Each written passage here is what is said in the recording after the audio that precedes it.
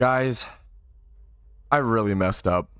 So you see, I was playing Dungeon Defenders and making all of my progress on Play Local, and I wasn't getting Steam achievements, and I didn't know why. Sometimes you just have to restart a game for it to log and really kick in, and I thought that may have been the issue, but I was very incorrect. You see, Dungeon Defenders has kind of 2 or even 3 different servers, what it seems. They have your Play Local characters where you actually can't earn Steam achievements, and then you have to play online and play ranked with TrendyNet to be able to actually earn Steam achievements. Now, this is a pretty frustrating experience to go through as a dumb new player, but at the same time, it makes a lot of sense why they do it. The reason why they use TrendyNet ranked is so they can actually go through moderation, kind of get rid of cheats and any hacking, and really moderate and crack down on, obviously, leaderboards and just the Steam achievements in general. Hacking has definitely always been an issue in Dungeon Defenders, even on things like console, so honestly it makes a lot of sense, and I super understand and kind of respect them for doing it. Now, I wish I would have had this made apparent to me upon creation of my character and upon making any progress, but that's okay. So what I did was I made all new characters, and I did all of my progression that I did on camera, off camera, and I am back to the position I was at that you guys have all seen.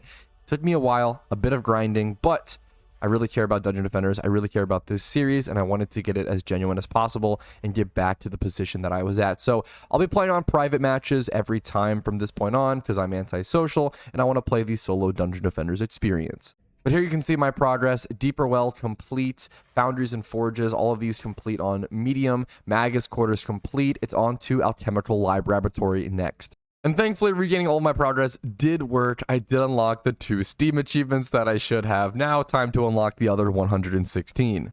Hopefully, maybe. No promises on that. We'll kind of just see how it goes. I'm really just enjoying my time playing Dungeon Defenders for the time being. I don't really have any goals set. I'm just going to play until it's no longer fun. Kind of. I would definitely like to get one character to level 100 and reach that max level that I was never able to achieve on console. You could get to level 70 on console, but that was our peak. It's also interesting / shocking to me how much the developers have focused on endgame content over the years. You can see under the Lost Quests you have level 85 for almost every single level here. Almost all of the challenge levels are level 85 characters, and there's so many of them. It's pretty rare you see devs focus on endgame content like this, which is a good and a bad thing. It's really good because I think rewarding your dedicated and more serious and loyal players is more beneficial than just trying to get as many new players in as possible who will cycle in and out. But obviously, it's also important to prioritize new players and get people into actually playing the game. You could have the best game in the entire world, but if nobody plays it, they'll never really find out. And you're heavily relying on word of mouth and just recommendations by friends at that point, which is something I try to do a lot of with Dungeon Defenders. This game is fantastic and deserves it. Okay, but without further ado, it's laboratory time on medium difficulty. Let's jump into it. I've historically failed this map a couple times on my first attempt. I don't know why. I feel like it's very scattered. It's very low to the ground. There's not a whole lot of high ground. You kind of just have to put towers all over the place. There's not that many direct funneling locations for the mobs. They really can just kind of come from everywhere, so it's really hectic. I think it's just harder to rely on your towers for maps like this. You kind of have to run around and do a lot of legwork on your own as well. But here are the stats on my character in case you were wondering. They might be slightly different from my other one. I couldn't get them to be exact due to equipment, and I just couldn't remember my stat distribution, but it's looking pretty similar. We are 1 level higher than our other accounts, our local play account at level 17. This is the first map where we see the orcs coming in. First wave, so that'll be an interesting thing to deal with as well. Alright, I've always been really bad at analyzing the choke points on this map for whatever reason, but it looks like this is a solid one right here. They have to come through this location. It seems like this is a solid one, so there's 1, 2. I don't know if anything can get up to the high ground. Is it really just 4 locations? Theoretically, it should just be like 4 or so choke points, but I feel like they always manage to get in from other locations. I don't know how to explain it, but I'm going to go ahead. I am going to use slice and dices. I feel like they should be pretty freaking powerful here. And then I'll probably put harpoon turrets as a last ditch effort defense. I usually put harpoon turrets around the crystal, aiming at the crystal. I'm not going to do that here, but it would kind of be like this, just in case any mobs get through my actual tower defense. You'll probably see me implement this strategy on certain maps.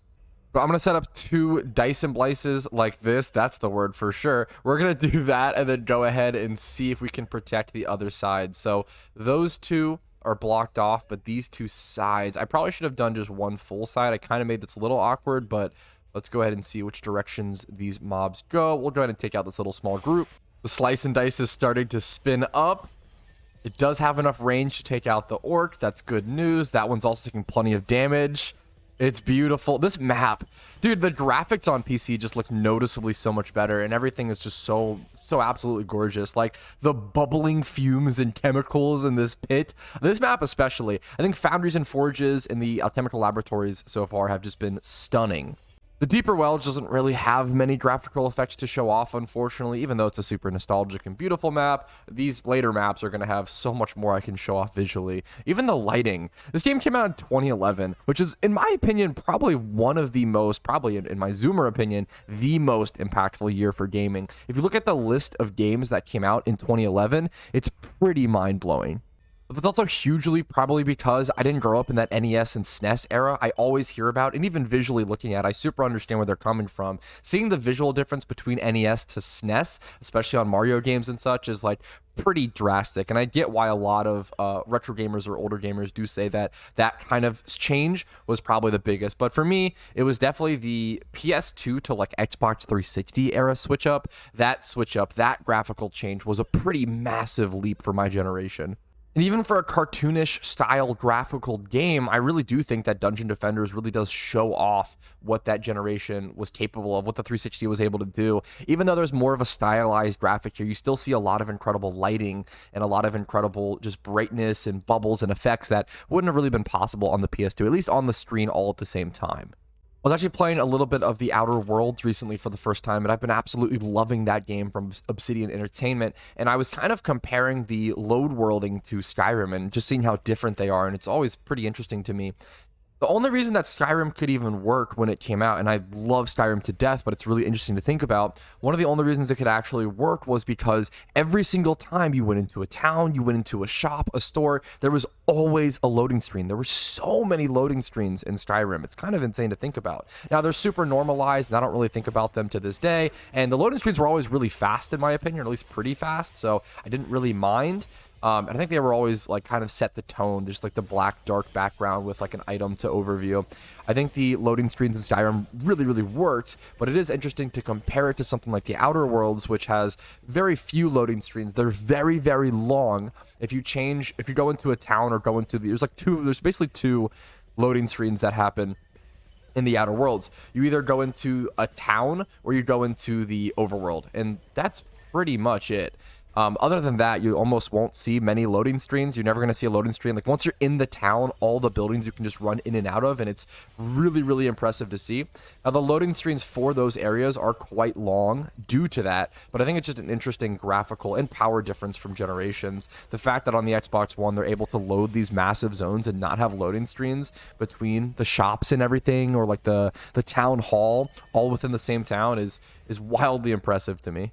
And if you like little rants and tangents like this, covering new games and old and comparing the differences and just seeing the good and the bad of both, I think giving a fair representation of both sides and not having rose-tinted goggles, but also not being that grumpy boomer and also not being that glorified zoomer. I think it's good to have a middle ground opinion on stuff like this and be fair to both sides. If you like seeing stuff like this, make sure to leave a like on the video and subscribe. But with that out of the way, Outer Worlds versus Skyrim loading screen discussion, I'm going to finish up my tower position. We have the slice and dices up. We have all of them upgraded one time. I do want to set up that harpoon turret like I talked about as a last line of defense. Probably something around here. I'm going to go ahead and set up 1 right here.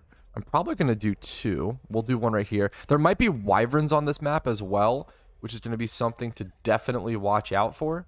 And then since I have it positioned like this, I'm also going to go ahead and place a bowling ball turret. Kind of hard to see with the black wall over there, right there, and that'll shoot down that lane. And I can put up another bowling ball turret over here. I still have a fair bit of defense units left, 58 out of 85, so I could definitely do 2 more bowling ball units once I get more mana. But on to the next round we go. We're at wave 5 out of 7. Looking pretty clean so far. I'm sure once we get more goblin bombers or the troll coming in, things will get a little more difficult, but I'm going to take these goblin bombers out before they have a chance to detonate, for example. It's always a good thing to manually be aware of. I'm going to go ahead and place a bowling ball tower right about here, I think, and position it that way.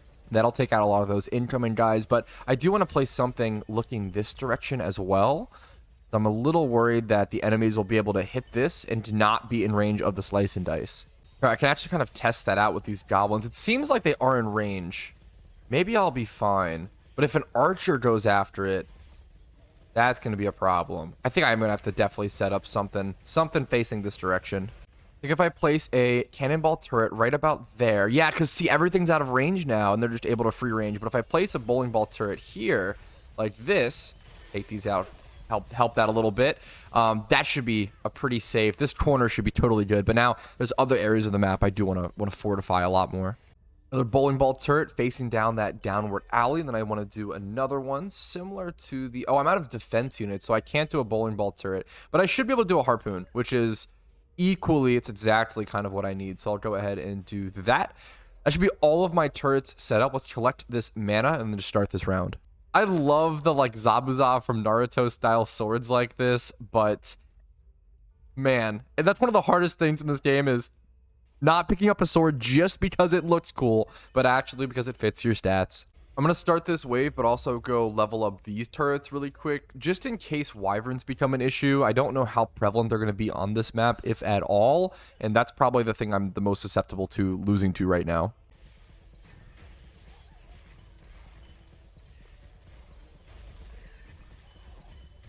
All right, but with everything healed up, leveled up, it's time for the final wave. Wave 7 of the laboratories. We'll see how it goes. Pretty simple map. I'll probably do something else after this, whether it's another storyline map. I'd love to look for opportunities to do challenges here and there. I also want to start leveling alt accounts. Maybe I'll hop with my Huntress for a little bit. We'll see. I'm interested in I think for newer classes, the two classes I'm the most interested in are definitely the Barbarian and the Summoner. It seems like the Barbarian might be the opposite of the Summoner, where the Summoner can only use towers and can't attack. It seems like the Barbarian might only be able to attack, or at least heavily rely on manual combat versus towers, which is a really cool playstyle that I've never even like really dabbled in with Dungeon Defenders. So that'd be a really cool thing to touch on and learn. But we'll see how that goes. I'm gonna try to heal up towers here and there while I have some free time. I should be getting a level here as well. In the bottom left-hand corner, you can see my XP bar going up, almost at 95,000. There are shamans spawning in here. I actually didn't even realize that would be a problem, but thankfully that got taken out. I'm going to go deal with those other shamans over there manually, and there might be a troll spawn or an ogre. I should have paid a little more attention on that. Here are some shamans, like running away from the towers, staying totally out of the fight. I feel like you have to take those guys down manually. I'm at around 320 out of 386, so I'm not expecting an ogre to come in, but it really could happen at any time. I'm going to take out these goblin bombers while I can safely. Definitely should be getting some more heals on turrets when possible with the free time. And here comes a whole row of goblin bombers, probably to end out the wave. I'm going to go ahead and just charge them, take them out manually. Nice. Pretty free. And another one coming in. This should be the last couple minions. Let's just take these guys out. And that should be... Wow, I didn't expect there to not be any... Wait, is this the level with the... Yup, that's what I was expecting. Or I didn't expect it, but now I remember. There is a boss fight for this. So let's go ahead and heal everything up. That's... Oh, man. I'm pretty sure this boss is going to be centered around... Oh, man. I need to go fast. 11 seconds. I'm pretty sure this boss is centered around that little area. I need to go level up these turrets if possible, but I don't have enough mana. I need 200 mana. There we go. Let's go try to level up one of these turrets if possible. Some hero speed would really help with this. Let's get one of these at least level up to level 2. 2, 1. All right, where's the boss coming from? I think it's like a dragon flying type thing, isn't it? I forgot about this. The demon. Okay, I don't remember this quite exactly. Demon Lord. How tough is this fight going to be? And minions should be coming in while I fight him. I don't know if I remember this fight. I do forget. I remember forgetting there being a boss here. God, this looks so good as well. Wow. Oh, wow. It doesn't seem super difficult, to be fair. Maybe I just need to, drag him around to my towers. Is he going to go straight for the crystal? He's taking a lot of damage. So this is why I set up the harpoons. It's a last-ditch effort defense, and they just come in such handiness here in situations like this where a demon, if a demon spawns on you, yeah, they end up being really helpful. And that should be it. The boss defeated. Easy peasy. We get a torn gargoyle bracer and some other unique items. We get a Steam achievement. Thankfully, since we're playing online, so much progress there. We get a level up as well. So much just happened. That's awesome to see. I think I'm going to go ahead and go for attack rate, if I'm not mistaken. I have pretty good damage. I feel like I'm one-shotting everything. I was definitely one-shotting the Goblin Bombers, which is important, and having higher attack rate for those is really important. Over 100k mana as well. So many checkpoints in one level end screen. Ooh, we do get an important little cutscene. Here we go. Let me crank this. The terrifying monster. The apprentice wonders where these dastardly creatures are coming from. Must be drawn towards the energies contained within the Eternia crystals. The monk, who has taken a vow of silence, stoically stares off into the distance, as if remembering something from a dream. The squire boasts that it doesn't matter where their opponents hail from, as long as they fall beneath his sword. On that, the team agrees and forges on into the castle to turn back the tide. On to Servants' Quarters next. And just based on that screenshot or that cutscene, I'm so happy I picked the Squire. I don't really see much of his character or enough of his character throughout the cutscenes.